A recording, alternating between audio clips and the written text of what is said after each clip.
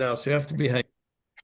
Okay, welcome everybody. Just for the recording, this is a truly international Shiur today because we've got the Westbrooks and the Weitzmans in India. We've got Jackie in London, and we've got Faye in America, as well as a nice full room here and a few more on Zoom. So that's great. So it's been a while because I've been away in upside down land. So I'm very glad to be back. We're going to talk tonight about Lecha Dodi's first cousin. And you'll see why I say that in a minute. Yedid Nefesh. Yedid Nefesh. I'm going to ask a few people round the table now whether they, and on Zoom as well, whether they sang Yedid Nefesh in their youth before Kabbalat Shabbat, as we do here. So, one second.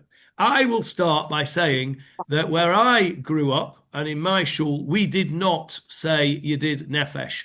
The first time I heard Yedid Nefesh sang before Kabbalat Shabbat was when I was here in Israel in Yeshiva and in kibbutz when I did my ulpan in 1977 when I was 17 years old. I had never heard Yedid Nefesh ever before then. It certainly was not sang in my shul. And I'm going to ask you, Lionel, did you sing it in your shul when you were a kid? Not on Friday. Okay, that's my question. Not on Friday night. I'll ask you the other question in a minute. Right. What about you, Warren? Did you sing it? You did when you were young in the Federation? Okay, interesting. I'm surprised. Jeff? To be sure, I don't think. No, you don't think so either. What about you, Hannah? You never went to, you didn't go to shul then. Okay. Philip, what about in Belgium? Did they sing it? Erev Shabbos? Mizrahi would have done, yeah. What about in Coney Island? No, I can't answer. Well, And here, Ellie, when you were a kid? Yes, okay. Yes, you said it. Okay, so that's really interesting. Never in the night Oh. synagogue in England. Okay, what about the people on Zoom? They're nearly all, No, if they're not in never, England. No. never in England. Not No. in Beehive Lane, they No, do. no. I Yeah, didn't. I didn't go Jackie. to shul on Friday night, but when I finally did, I never heard you did Nefesh Friday night. Okay, so we Faye didn't either. What about you, Westbrooks? Not in Ilford, not in Beehive Lane, but in Finchley Fed we did. Ah, now that's interesting. So Federation, that's interesting. Very interesting because Warren said the same thing that Federation did. United Synagogue, Harry, no. Harry, back in the day, and I mean back in the day when you were a kid, I don't think we said it in Steencourt. That was a much later introduction. Yeah, no, I was in Sunderland. We never sang it. Never sang it in Sunderland. Okay. Now, there's a reason for that. The reason that I laboured that point is that there is a reason for it. So we'll come to that in a moment. Just close that. yeah, Thank you. Kids, I told them already once. Okay. So who wrote Yedid Nefesh? Must be some Kabbalists. It was a Kabbalist. Very good, Jackie. It was in Sfat as well. Rabbi Eliezer Azkiri. You're cheating. I am. Yes. I hold Rebbe up my- Lazar ben Moshe Azikri. Azikri. Okay. Now, how do we know that? He was after גירוש ספרד, 1490. He was, in fact, yes, he was. He was one of the Kabbalists in the 16th century. I'm going to ask Lionel this question because it's one of his favorite questions. What year was Lecha Dodi written?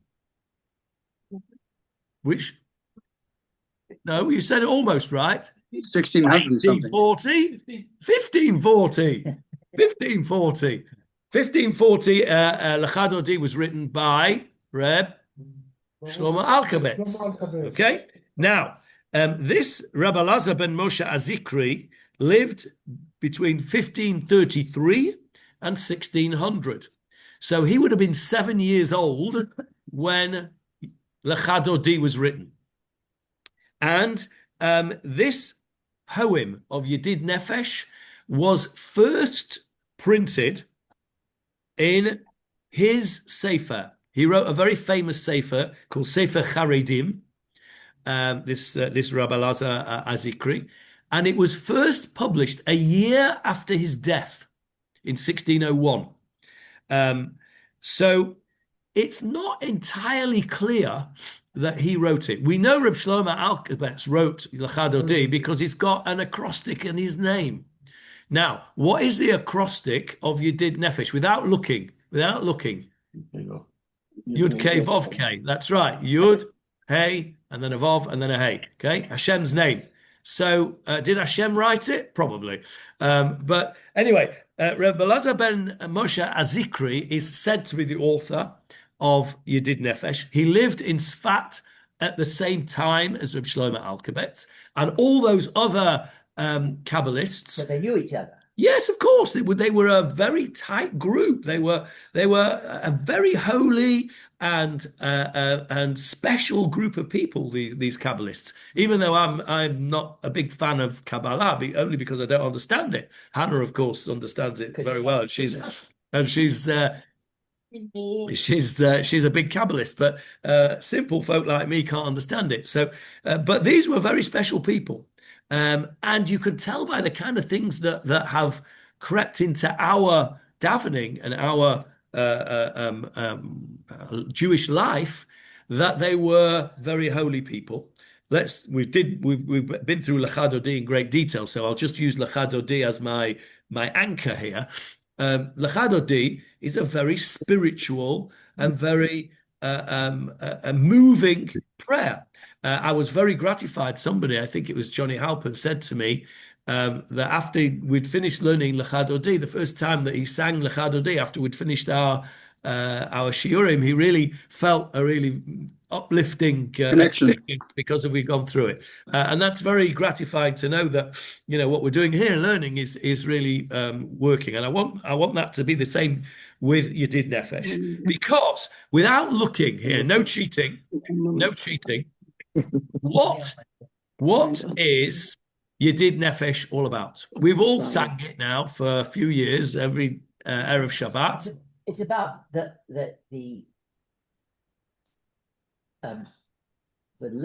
love, yeah. God and His people. Yes, that's right. It's about it's a love song. It's a love song. He's thanking you Almighty for Shabbos. Well, Shabbos isn't mentioned actually. No, but he's thanking you Almighty Jackie, because you're here for Shabbos. It's a song of intimacy. You know what I mean, Ellie? Leot intimi.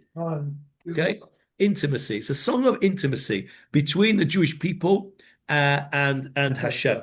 Now, we sing it now before Kabbalat Shabbat. Remember what happens here? We say, Bo Nitzeh Likrat Shabbat HaMalkah, Yedid Nefesh, right? And we go straight into Yedid Nefesh. Now, we've already established around the table and around the Zoom that certainly for some minhagim and some nusachot, it's not there in Erev Shabbat. Lionel will tell us when he used to sing it in his youth. Sudash Lishit. Okay, that is, if you look in an Art Scroll Siddur, anybody got an Art Scroll Siddur on them? You will find it on page 590. And page 590 in the Art Scroll is in the middle of the Zmirot for Sudash Lishit, or Shalosh Suudot, as it says here. In the singers in Sudash Lishit time as well. Okay, so that makes good sense. That makes good sense. In the singers, it's also before Kabbalat Shabbat. Which singers have you got there? Sax. The green one? Yeah. Yeah, it's not in the blue one, is it, Lionel? No, have you got your blue one with you? No. Okay. But it's also in Sudash Lishit. Yeah, but I don't think you'll find you got a blue one there. No, the green one. It's got both. It's in both. Okay, so that makes sense because it was only introduced at Erev Shabbat in the mid 20th century, early to mid 20th century, 1930s, 40s is when it was introduced in Erev Shabbat.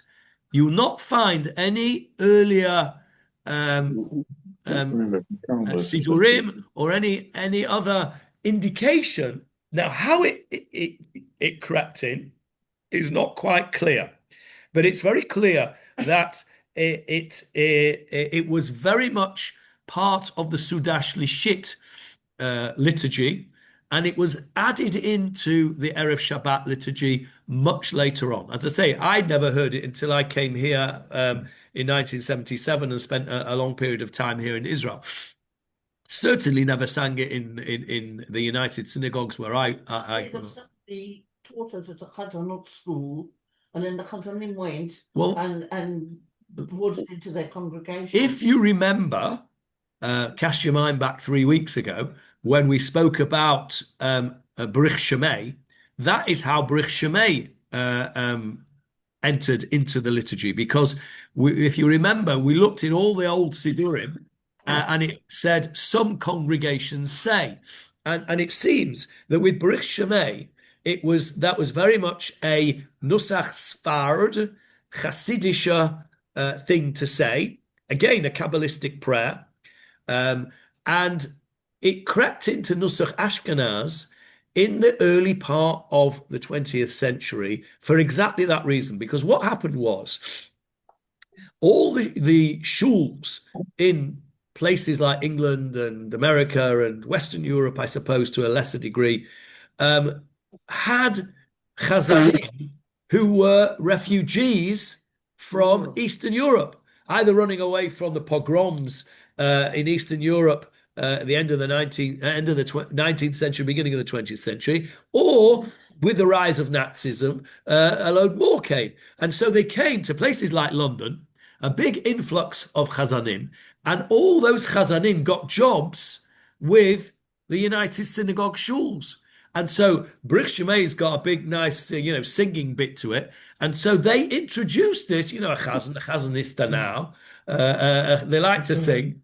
Yeah, they like to sing. So they still hate it. So they brought. That's how Brich Shemay entered in. Now you're probably right, Hannah, that it crept into the wider community, Yedid Nefesh, for the same reason. Almost certainly, but not necessarily from Eastern Europe. I think what probably happened was, certainly in my experience in England, what happened was people like me came as teenagers to Israel, heard it, Erev Shabbat, thought that's beautiful, and brought it back and introduced it, because it was much, much later. It was not introduced to the United Synagogue time. There's probably still a lot of United Synagogues who still don't do it, but the ones that do it did not start doing it until much, much later, 60s, 70s even. So it's a very interesting phenomenon. Now, well, Johnny, I've got the centenary edition of the United Synagogue, and it's Yedid Nefesh is definitely not in Shabbos evening. It's only in Sudat Shlisses. Makes sense. That's 1998. Yeah, so it makes sense. It makes sense because it hadn't fully, grasped in. By the time you've got to the green one, it's making an appearance. Okay, so that's a really interesting thing in and of itself. Is how it. Yes, Jeff. They don't sing it. Right. Are they a pure Nusach Ashkenaz? Yeah. Yeah. So the hardcore Nusach Ashkenaz will not sing it. Neither will, for sure, the Yekkers won't do it. Hardcore? Yeah, no, Nusach Ashkenaz. Those who are who stick hard to the Nusach Ashkenaz, they won't do it. So we have now why was it in Sudash Lishit, and why do you think that it got inserted as well into Erev Shabbat? Now, before you answer that question, I think we will probably answer that question when we've gone through it and looked at it in some detail, because it will become a bit more obvious. So let's have a look at the... First of all, the other thing to say is that there are various different versions of it, slightly different versions of the words within Yedid Nefesh. You'll find it different ones printed. Especially in Rinat Yisrael. Rinat Yisrael has a particular version, and it's the Art Scroll here has a slightly different version, but they're more or less the same. So let's have a look at let's have a look at what it's actually telling us. So let's begin with the first thing. Yedid Nefesh. Without looking in the translations here now, let's do it on our own without looking in the translations. Yedid Nefesh. My soul brother, my soul sister. Soulmate. Yedid is a beloved, yeah. Yedidi. Ani ledodi, vedodili, right? By the way, that's the origin and the root of the word for aunt and uncle, dod and doda. Why is an aunt and an uncle called dod and doda? Because they love. Because they love you. And they don't tell you off. Only your parents tell you off, right? When you're a kid, your aunts and your uncles just spoil you, and they're really nice to you. So that's why a dod and a doda, it comes from the same root. So here, Yedid, you'll hear people call one another Yedidi. Yedidi means my friend, my The beloved. Hebrew version of Yedidi is Achi.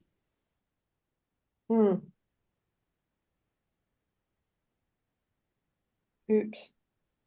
Yedid Nefesh, a soulmate. Av harachaman. Father of mercy. Av harachaman, literally father of mercy. But yeah, it means the merciful father. Who are we talking about here? The Almighty. HaKadosh Baruch Hu, right? And right at the beginning, we are calling HaKadosh Baruch Hu a Yedid. A Yedid is a term of endearment. You wouldn't call your headmaster a Yedid. You wouldn't call your Rebbe a Yedid. You wouldn't call the king a Yedid. It's a term of endearment. What are you laughing at? Because I think you're my Yedid, but you're not. I'm not your Yedid. Definitely not. So it's a term of endearment, which is, and as this is what we said earlier on, it's a term of intimacy. Yedid. It's not the kind of word that you would use to HaKadosh Baruch Hu in his iteration as the awesome HaKadosh Baruch Hu. This is not awe. This is intimacy. So Yedid is the word that you would use for a close friend. So we're here right at the beginning calling HaKadosh Baruch Hu our soulmate, our close friend. It's indicating right from the beginning that we are seeking that closeness with HaKadosh Baruch Hu. So we can already, from the first two words, begin to understand why it got placed in Erev Shabbat. Because as Shabbat comes in, we have that closer relationship with HaKadosh Baruch Hu. Yeah. Are we not saying, though, Johnny, he's the keeper of our souls, and we're thanking him for putting us here on Friday night to have Shabbos? Well, I mean, between the lines, that's correct. Yeah. And we read that between the lines. So Yedid Nefesh, Av Harachaman, Meshoch Avdecha. Okay, not you, Ellie, because you're cheating, because you know Hebrew. No, you as well. Meshoch. What does Meshoch mean? Draw near or pull. You might have seen it on a door. What might you see on a door? Meshoch or the opposite? Chof. Push. Okay. Meshoch means to draw. So you open the door, is Meshoch.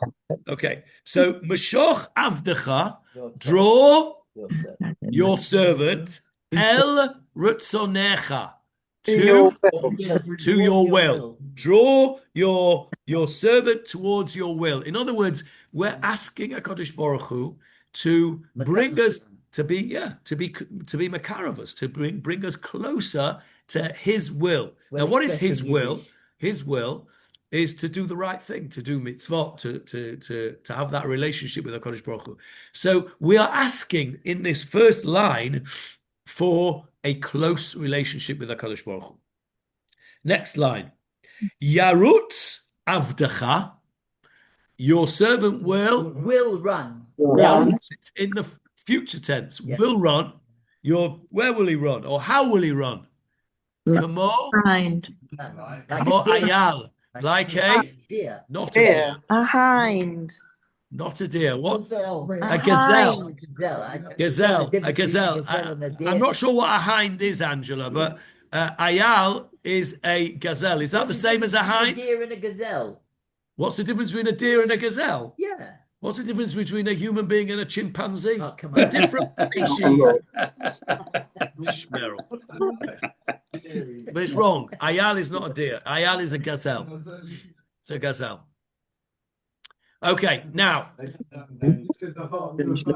are no ayal in Israel. There are no gazelles in Israel. There are only deer in Israel. Okay, now, if you want to know why it's translated as a deer, we have had this before. We've had it before because these translations were originally done by folk in Europe, where they didn't have gazelles. They had deer.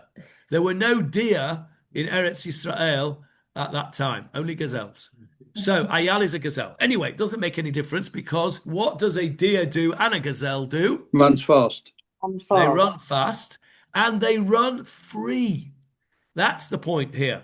They run free. Anyone seen Bambi?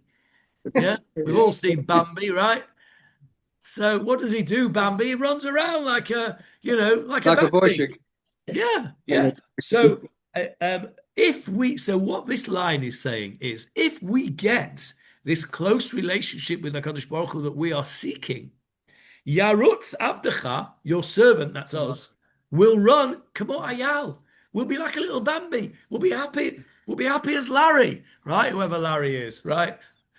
Yeah, we'll be happy. Like an Ayal, we'll be running around. Johnny, I've looked up Ayala in Google Translate.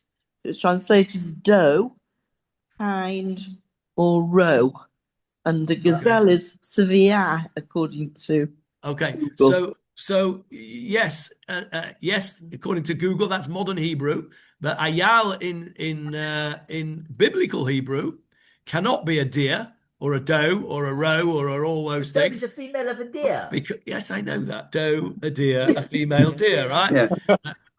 Because they didn't have those in the biblical Eretz Israel. So the word ayal today in modern Hebrew has a different connotation to biblical Hebrew.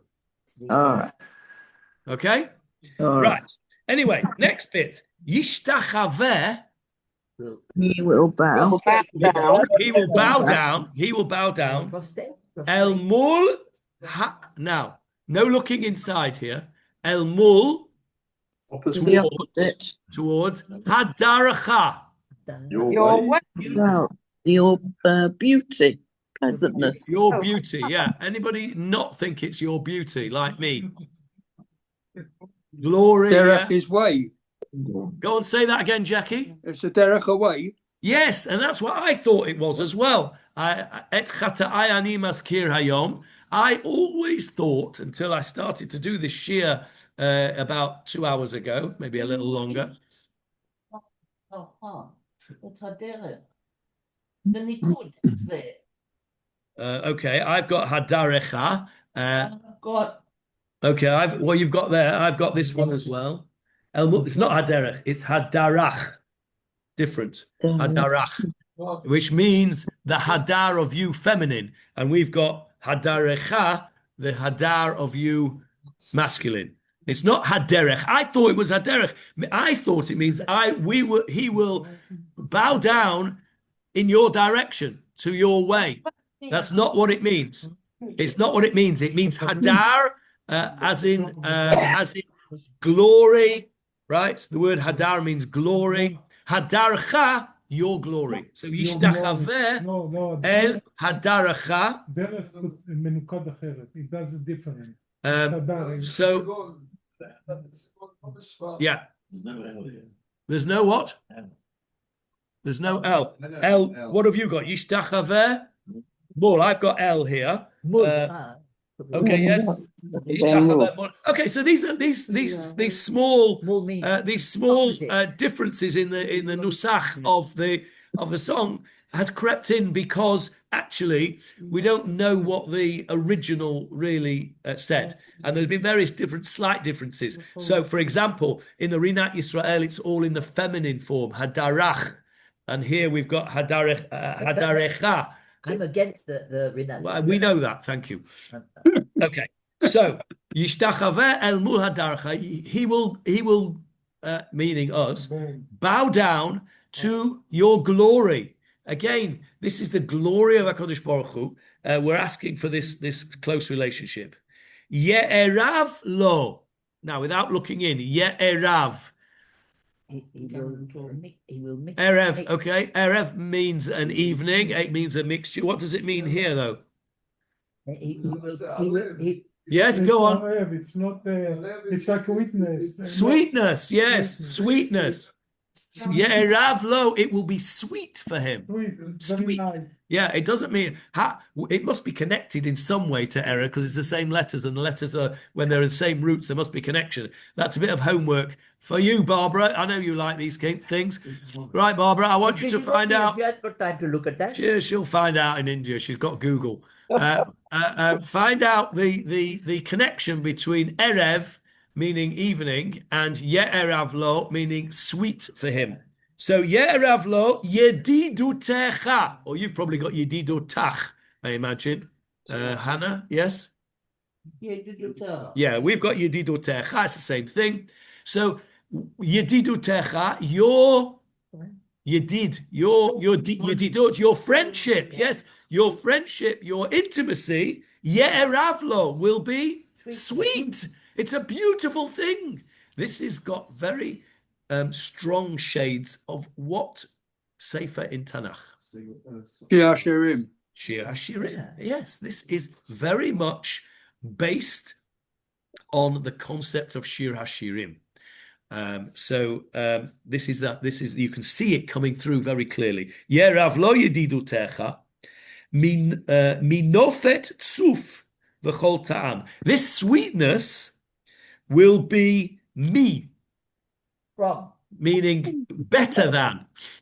Me, it means, it can, as well as meaning from, it can also mean better than, right? This sweetness will be more than, better than, nofet tzuf v'chol ta'am. What is nofet tzuf without looking up?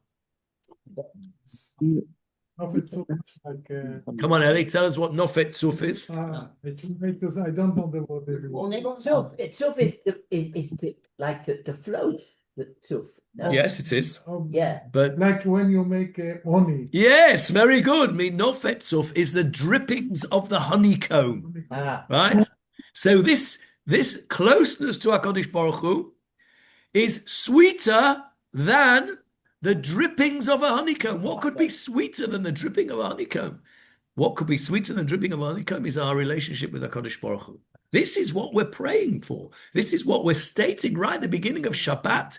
When the Shabbat HaMalkah comes through the door, we're greeting the Shabbat HaMalkah with this statement that we want an intimate relationship with HaKadosh Baruch Hu. The Shabbat is, of course, connected. Shabbat HaMalkah, the queen, again, the analogy of the bridegroom being HaKadosh Baruch Hu and the bride being the Jewish people, that intimate relationship that a bride and a bridegroom have, that is what we are seeking from HaKadosh Baruch Hu. And when we get it, it will be sweeter than the drippings of a honeycomb, v'chol ta'am, and any other taste you can think of. Anything you can think of, it will be as sweet as that. So as sweet as honey. It's a drippings of a honeycomb. No. That's not honey? No. Okay, what? Surface nectar. Okay. Okay. The nectar. Okay. Well, according to my translation here, the dripping of a honeycomb. Anyway, we know what it is. It's very sweet. Something very sweet. Okay. That's the same meaning. That's sweet. So that's the first stanza. So the first stanza, if we have to sum up that first stanza in one sentence, okay? That's one word. I Word can be a desire intimacy with HaKadosh Baruch Hu, which, when I get that, will be the most sweeter beautiful than the thing in the world. The nectar, Okay. the nectar. Okay. Yeah. Right. So that's our first verse, right? We are seeking that intimate relationship with HaKadosh Baruch Hu. Now, let's begin to answer our question now. Why is it Erev? Why did it get introduced Erev Shabbat? Because this is the beginning of a special time between the Jewish people and HaKadosh Baruch Hu. That Shabbat is our, how do we describe Shabbat? Shabbat HaMalkah, the queen. Shabbat HaMalkah. It's described in V'shamru As a bride. as an A bride. an ot. It's the sign. It is the sign. It is, there are two things are called ot. Brit Milah. Brit Milah and Shabbat. Okay? The two, huh? Can't hear you, Lionel. Tefillin is also ot. Very good. Yes. Tefillin is also ot. I don't think tzitzit is referred to as ot. The things that are referred to as ot are Brit Milah, okay, and Shabbat and Tefillin. Now, those are three of the most fundamental mitzvot that we have. They are the ot. So Shabbat, I think it was Achad Ha'am who said, couldn't be 100% certain, said that more than the Jews have kept Shabbat, Shabbat has kept the Jews. Now that is so true. Any of you probably doesn't apply to Eli, probably doesn't apply to David, but it will apply probably to the rest of us who went in non-Jewish society, went to non-Jewish schools. If you were religious in a non-Jewish school like I was, right, what was it that set you apart? Two things set you apart. Not going to mass.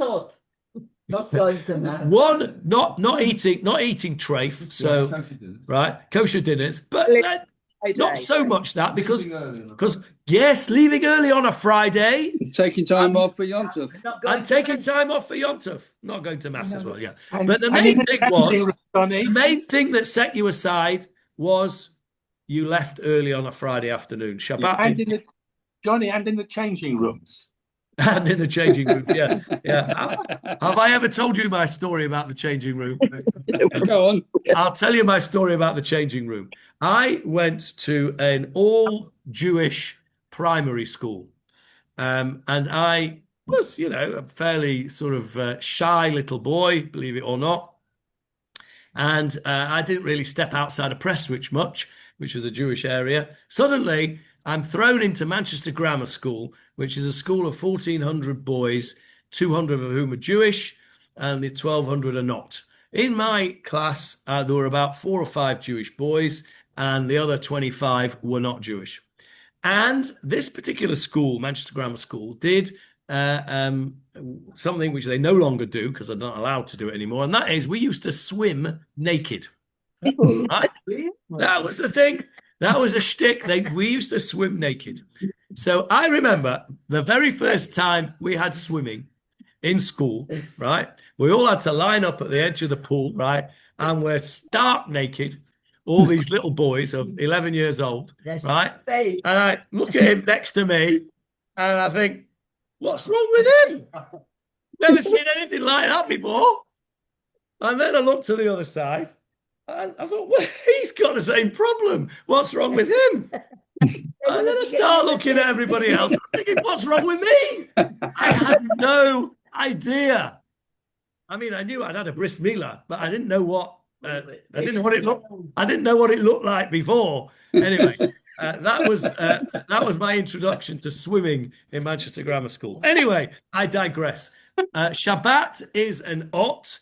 It's a sign. And what set you aside, apart from swimming naked in the school, was that you left school early on a Friday. Shabbat kept you as a Jew, right? Shabbat kept you as a Jew. But you were what did the Ministry of Education? Yes. I mean, you had the odd teacher that made it difficult for you, but they had to do it. Right. So that's why. So you can begin to see now why Yedid Nefesh has crept into Erev Shabbat. as Shabbat begins, because it's that special time of the Jews and HaKadosh Baruch Hu together, and we're asking for that intimate relationship. Let's go on to the next verse. Hadur na'eh. Hadur, that same word as Hadar, right? That same word we just had. Hadur, beauty. Elegant, very good word, David. Na'eh. Nice. Another word for beautiful or pleasant or Ziv ha'olam. The light of the world. Ziv ha'olam. Very good. The light. Ziv is light. Ziv hashchina. Yes, light or radiance. Ziv ha'olam. The radiance of the world. Right. So listen to this. It's so beautiful. Hadur na'eh. Ziv ha'olam. Beauty. Radiance. Light. Nafshi. My soul. My soul. Cholat. Longs. It's sickening. Ahavatecha. For your love. Love My sick. soul is It's not the right word. It's right. sickening. Love It sick. means you love sick, right? You remember when you were a teenager, Philip? I didn't realize. Yeah. Pines, yes, pines. Same idea. Pining, yeah, pining. Pining. Yeah. So yeah, we were all lovesick as teenagers, weren't we? We must have had I never realized it, that they loved me so much. No, I'm talking about you loving them, not them loving you. Nafshi cholat That was my avatecha. trouble. My soul pines for your love. It's so beautiful. It's so hadar. It's so na'eh. It's such a ziv ha'olam that my soul pines for this. You could see that it's such a beautiful, and you can see how this would have come about from the Kabbalists. These were the people who, they didn't just say these things. They lived it. They felt it. And they were able to express this poetry in a way that nobody else could have done. Only the Kabbalists could have written this beautiful thing. And then what does it say? Ana elna refa na la. Now, before I translate that, where is that from? Moshe. That's Moshe asking Hashem to heal Miriam. Moshe and Miriam. And what does it say? Anna, please. I beg you. Kael na, please Hashem. Rafa na la. Please heal her. This is what Moshe Rabbeinu said when Miriam and leprosy. His favorite sister became leprosy. Well, it's his favorite sister, wasn't it? His favorite sister became a leper because she had spoken against Moshe. And Moshe himself said this simple, beautiful prayer, nothing fancy, just from the heart. Ana elna Rafa Nala. It's also the short. Yes, it's short and it's to the point and it's no messing around. Please, HaKadosh Baruch Hu, heal her. And the author here has borrowed that phrase to talk about the love sickness of the soul, of his soul. If you're lovesick, how does you get over that sickness? You get that love. Take an aspirin. You get that love reciprocated. Reciprocated, that's the word. Thank you, Jackie. You get that love reciprocated. They love you back. And then you're no longer love sick. You're in love. So we're asking Kodesh Baruch Hu to do what? To love us back in the way that we love HaKadosh Baruch Hu. The harot la, showing her. When you show her, who's her? Our soul, nefesh, my soul, the nefesh. Or maybe the people of Israel. Baharot la could be people, Am Yisrael, yes. Noam zivecha. The pleasantness. The pleasantness. Noam is pleasant, yeah. Noam of your light. Again, it's all this beautiful poetry asking HaKadosh Baruch Hu to radiate his beauty and his splendor upon us. And then what will happen? When we get that love, then titchazek, she, meaning the soul or the Jewish people, whoever it is, titchazek will be strengthened, v'titrapeh, I'll be healed of this love sickness. V'haita la, and she will have the joy of the world. Olam. The joy of the world. Wait. No, you don't. Just wait. We're going to come to it. No, there's a mistake. I know it's not a mistake. It's a different girsa. Okay? I can read your mind already, Philip. Yeah.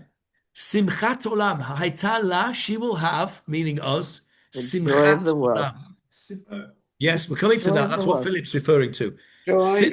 There are two girsa. There are two versions. One that says Simchat olam, right? Which will be, she will have everlasting simcha. Joy. Or there's another version that says Shifchat olam. Not only there at all. You know, many sidurim it has Shifchat olam. You don't think that the Rinat Yisrael has just made it up? Shifcha means a servant, a maid. Philip, just take my word from it. The Rinat Yisrael has not made it up, right? This is a record. The first person talks about Avdecha, your servant, and here you're back to Shifcha. Yeah, Shifchat olam. It makes sense. Haitala, she will be. What will she be? She'll be an everlasting servant. So it's the same thing. So Simcha or Shifcha, they're two perfectly acceptable versions. And some say Simcha, some say Shifcha. We've got Simcha here, you've got Shifcha there. The meaning is the same. That it will be a beautiful thing. Either we will have this everlasting happiness, or we will be everlastingly the servant of HaKadosh Baruch Hu, which boils down to the same thing. So that's a second parasha. The first stanza says, I want intimacy with HaKadosh Baruch Hu. The second stanza says, I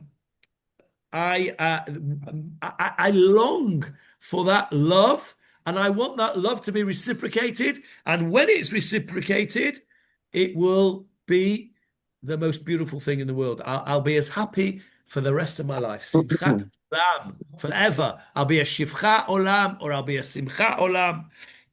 The idea is that nafshi cholat amecha, here in this notes that I made earlier on, I found something that said a beautiful expression in English. I ache for you. I ache for you. That's what we're saying to HaKadosh Baruch Hu. I ache for you. I won't ask you personally, but there are situations where you can love a person so much that it almost hurts, right?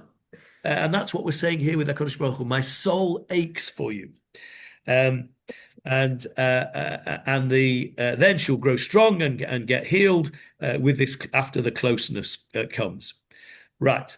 And interestingly enough, the notes that I made here earlier on do say shifcha and not simcha. Okay, now, verse 3.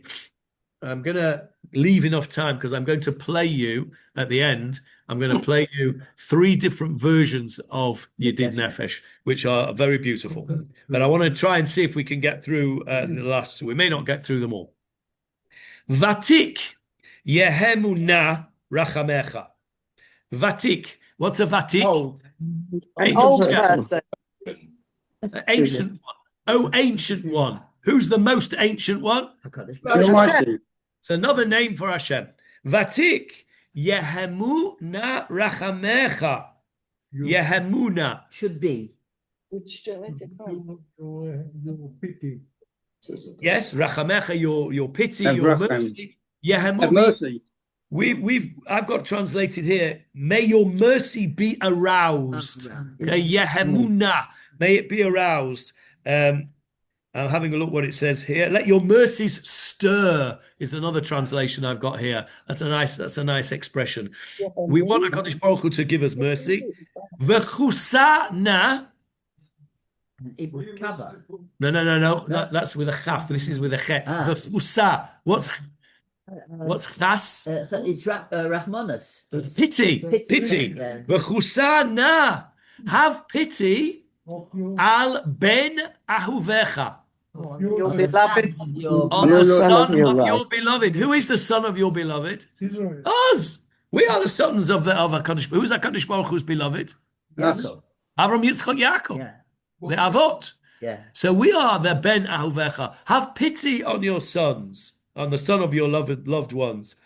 Ki zeh kama nichsof nichsafti. This is what. So this is how much. Because you're the counted. This is a desire of. Yeah, nichsof is desire, to want. It's a yearning, translated over here, because it is so very long that I have yearned intensely. That's how It's very erotic. Kesef. How's it connected to Kesef? How do you think it's connected to Kesef? It's not very much. Because you want money. Yes, because money is desirable. Everybody wants money. You yearn for money. That's the connection, for sure. Go for the Luca. Yeah. Nichsafti. Yeah, of course. Yeah. Kizeh kama nichsof nichsafti. Kama. How much? Yeah. How much have I yearned for this closeness? What have I yearned for? Carry on. Lirot, mehira, speedily, betiferet uzecha. Glory of you. The glory of your strength. In other words, I'm yearning to see the glory of HaKadosh Baruch Hu. These Kabbalists weren't just saying this, when we sing this song, and we're falling asleep, it's a disgrace, really, because these are such powerful and emotional words that were written by somebody whose head is in knew what it was all in the about. clouds, Most of the guys who sing it don't know. Of course, none of us do. None of us know properly until we learn it. I'm hoping that next week, this Friday, when we sing this and this Shabbat, that we'll have a little bit more kavanah. Yeah. Is sometimes absent. Yes, Mehira is not always in there. That's another girsa that's with it. Yeah. So how long have I yearned? And I'll take Lionel's cue. How long have I yearned, like I yearn for riches, to see the beauty of your strength? Okay. Nichsof nichsafti lirot me'er b'tiferet uzecha. Eila chamda libi. Eila. These things are chamda. The desire. What's a chamud? We've all got chamudim now. And chamudot. The desire. Yes, our grandchildren are chamudot, aren't they? It means they're lovely. Right? Eile chamda libi. These are My heart's beloved desire. to my heart. These are beloved. What are these? My heart's desire. Yes, my heart's desire. Very good, Jackie. My heart's desire. V'chusana, and please have pity on me. Va'al tit aleim, and do not Ignore. ignore it. One word. Disappear. Hide what? Tit. Very good. Hide yourself. It's a reflexive verb. Va'al tit aleim. Don't hide yourself. When you are in love with somebody, you want to be with them all the time. You don't want them to hide away in their wherever they are. You want to be with them. So v'chusana, have pity on me, please. Va'al tit aleim. Don't hide from me. We're speaking to HaKadosh Baruch Hu in these intimate terms, like Shir HaShirim, like we are married to HaKadosh Baruch Hu. Okay, it's a beautiful analogy here.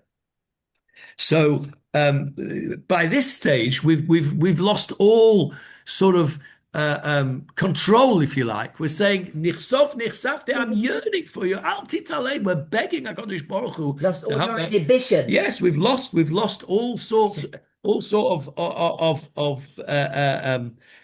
any idea of distance between us. We want to see the glory.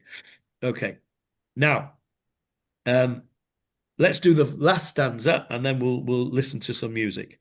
So now then, the last stanza.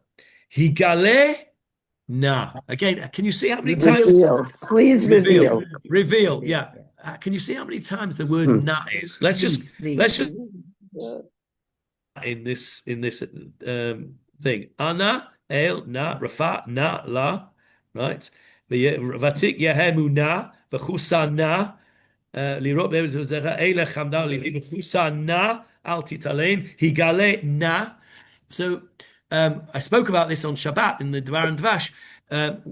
in poetry, and particularly in Jewish poetry and in the Torah, when you see a word repeated over and over again, it's called the leitmotif. Leitmotif, yeah. Yeah, leitmotif or leitmotif, however you pronounce it. It's the signature word. Here, the signature word of this poem is now. No. which means please. Yeah. We're begging HaKadosh Baruch Hu for that relationship. Higalena, reveal yourself to us, please. Ufros chavivi alai. Chavivi, what's chavivi? Darling. Love, yeah, chabibi. That's another modern Hebrew word that people say, chabibi. It means my friend, my beloved.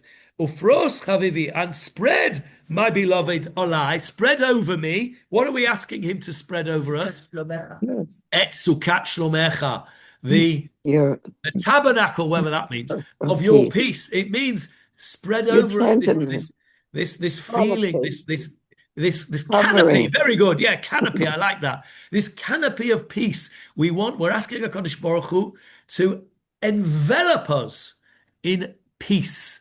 In his peace, in your peace. There's only shlomecha, your peace. HaKadosh Baruch Hu's peace is not like human peace. Human peace comes and goes. Today there's peace, tomorrow there's war. HaKadosh Baruch Hu's peace is everlasting. Okay? Spread over me, Habibi, my beloved, the canopy of your peace. Ta'ir eretz. May the land be lighted. Be lit up. Ta'ir, from the word or. Light up the land, michvodecha, from your honor, your glory, kvod, your kvod. Nagila, we will rejoice, nismacha, and we will, another word for rejoice, we'll be joyful, we'll be happy. Bach, in it, in what? In the peace. Bach means in you. In you, yeah, in you, that's right, in you, yeah. Correct. Maher, quick. Ahov, love. Why love me? Kiva moed. Because the time is the coming. time has come. Is here. The time is here. Shabbat is here. Yes. And be graceful to us, right? Well, we know what grace is. We know what chen is, don't we, Barbara? What's chen? Chen is grace. Grace. Yeah, which means something that is undeserved. Mm-hmm. Something that we don't deserve, something which is a gift. And give us something, be gracious to us, Kimei Olam, forevermore. Now, I haven't been as emotional in a long very good, time. I'm very happy. So this emotional poem ends with a feeling of what? One word? Joy. Urgency. Kiva moed. Maher. Quickly. Show us your love. Because the time is right. Now, that tells us, Lionel, why we do it at Sudah Shlishit. Why do we do it at Sudah Shlishit? Because Shabbat is leaving us.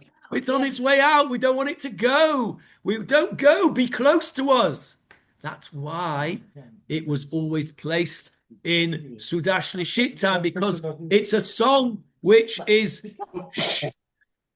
It's a song which is giving us that urgency. Sudah Shlishit is known as a time of particular ratzon.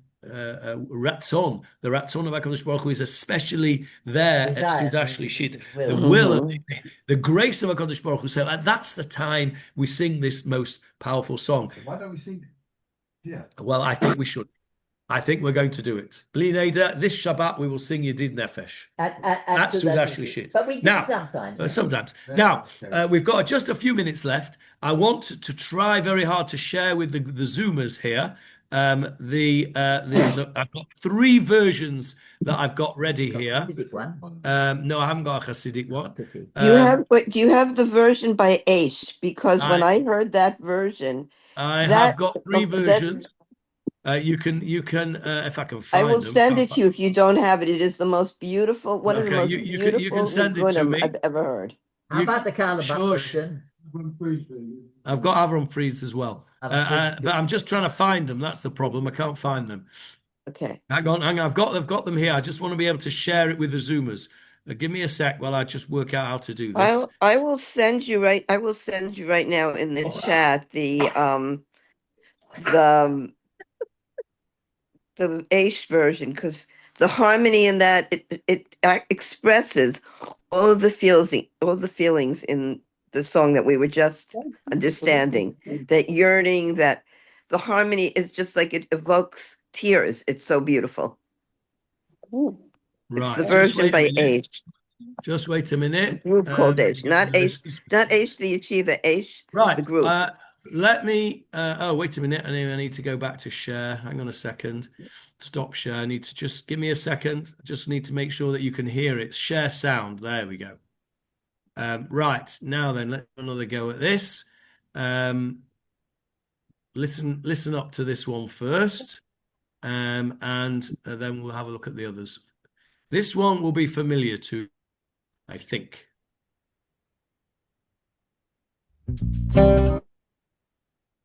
Can you hear it on Zoom? Yeah.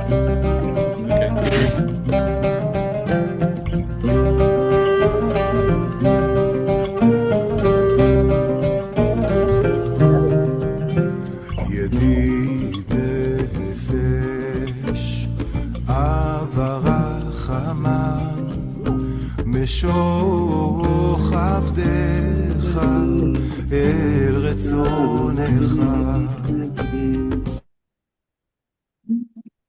Just listen. כמו היער ישתחווה אל מול הדרך. While you're listening, look at the pictures and see where he is in the field. Listen now. ידידותיך מנוף צוף וכל דם. Okay, so we're familiar with that tune. Yes. But we don't sing it as nice as that. You know, we're all right. So this is now another tune, which is my favorite tune. I even sang it to my wife today because I was trying to tell her which tune I was looking for, and she started laughing, which wasn't very nice, really. Not very good singer, but that's why. no, that's right. But I found it, and you are improving. listen to this. Listen to this. משחיז הסכינים היפני הזה, שעולה 49 אירו, מחזיר סכין מטבח מטה לחיים בתוך שניות, ואף אחד לא מאמין שזה אמיתי. אף אחד לא... Skip, right?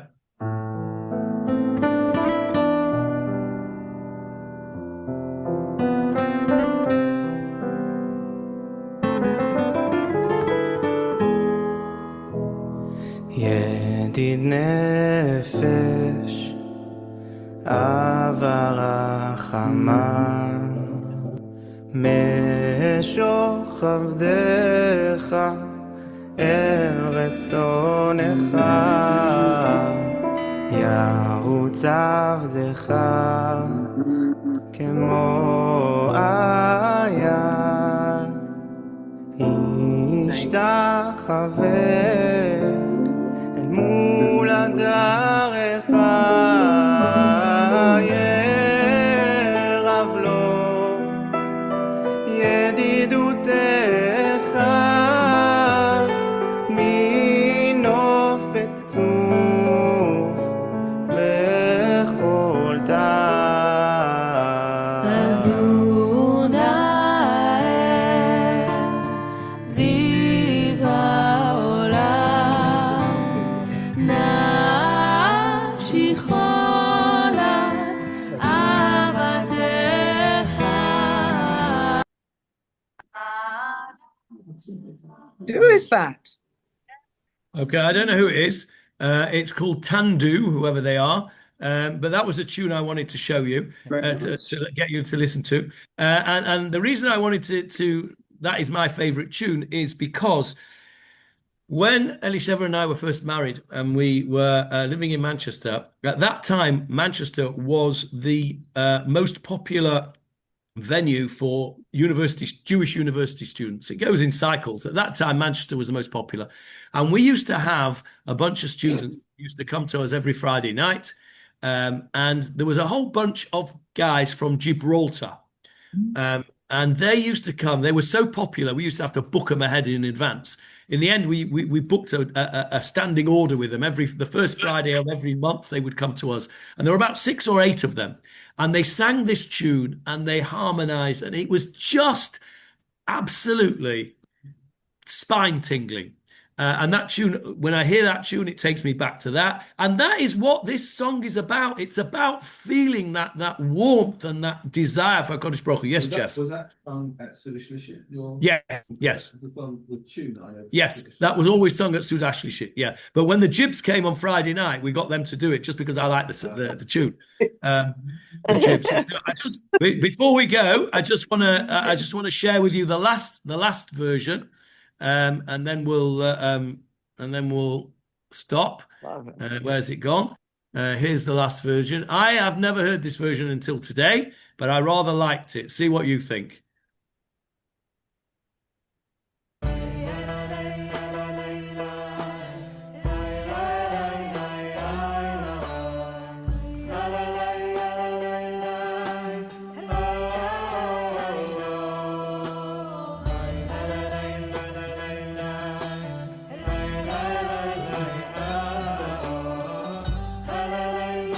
It's called Milt's Niggin, so it's probably is a Hasidic thing.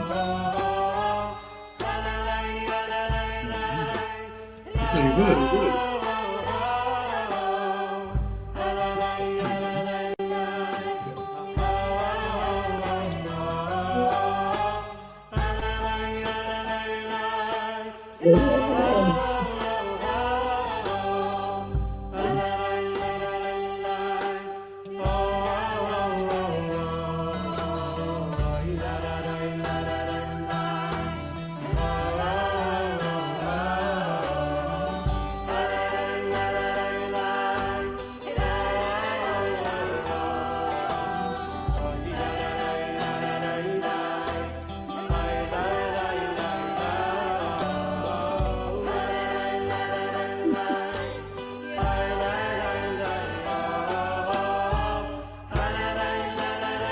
Okay, so the reason I wanted to share that with you is because it's a niggin, which means you just go over and over and over the same thing, and you become ecstatic with the music, and that is what the Yedid Nefesh is about.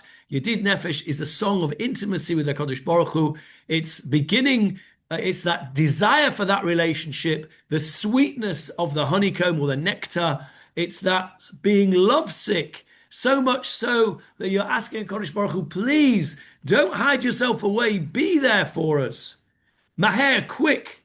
Either quick because Shabbat is coming in, which is why we do it Erev Shabbat, or quick because Shabbat is going out and we don't want to leave. So it is a beautiful song. It's not given enough kavanah, in my opinion. Certainly not by me, and it should be. And we should bear in mind what these prayers mean when we're saying them, and hopefully we'll get something more out of it if we understand the prayers. So that was Yedid Nefesh, and it's good to be back together again. We'll do it all again next week with something else. Tricky is bring Richard in with his guitar shop this afternoon. Yeah, that's called reform, Warren. I get struck off if we do that. Okay, Laila Tov, everyone.